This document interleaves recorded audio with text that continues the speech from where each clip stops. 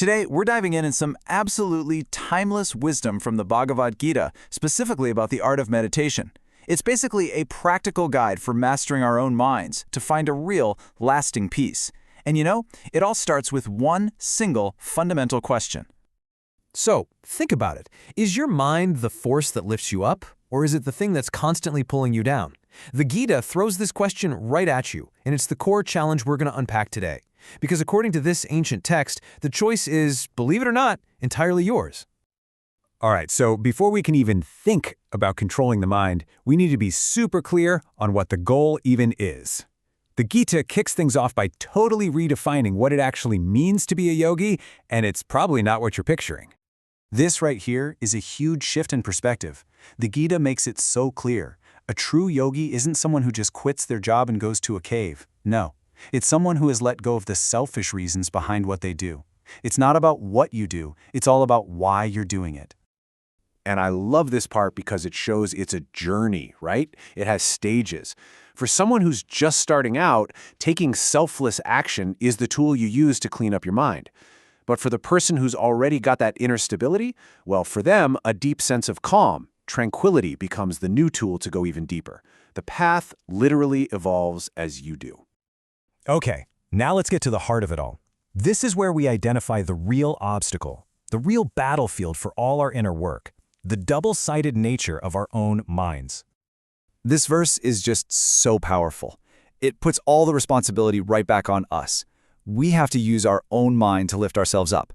There's no one coming to save you here. The tool for your freedom and the source of your misery, they're the exact same thing. And here it is, broken down. It's so simple and so direct. When you've conquered your mind, when it's disciplined and working for you, it becomes your most powerful friend, your greatest ally. But if you don't, if it's just running wild, that same mind acts like your worst enemy, actively working against your own peace and happiness. So what does that even look like, to have a mind that's truly your friend? The Gita gives us this really vivid picture of this state of being, so we can actually visualize what we're aiming for. I mean, just think about that for a second. That's some serious inner stability. Imagine a mind so steady that the crazy ups and downs of life, getting praised, getting criticized, feeling pleasure, feeling pain, none of it knocks you off balance. This is a person who sees a lump of clay and a bar of gold with the same eyes. They see beyond all the superficial stuff. That is real freedom. Okay, so that covers the what and the why. Awesome. But what about the how? How do we actually do this? Well, thankfully, the text doesn't just leave us hanging. It gives us a very practical, step-by-step toolkit for meditation. I mean, look at how systematic this is. It's like a complete instruction manual. It covers your external environment, find a quiet, clean spot. It covers your physical setup, your posture. Then it moves inward to the focus, a steady gaze so your eyes don't wander. And finally, the mindset. Calm, fearless, and aimed at something higher. It's the whole package. But wait, before you run off to start, the Gita gives a really important warning. Success here isn't about being extreme. This path is not for the person who eats too much or too little, sleeps too much or too little. No, it's for the person who finds balance in everything. Moderation, that's the real foundation for success. So, if you follow this path, if you do the work with discipline and with balance, what's the result? What's the ultimate payoff? The Gita uses one of its most famous and honestly most beautiful analogies to describe it. Just take a moment and really picture that. A flame, perfectly still, unwavering, bright, and calm.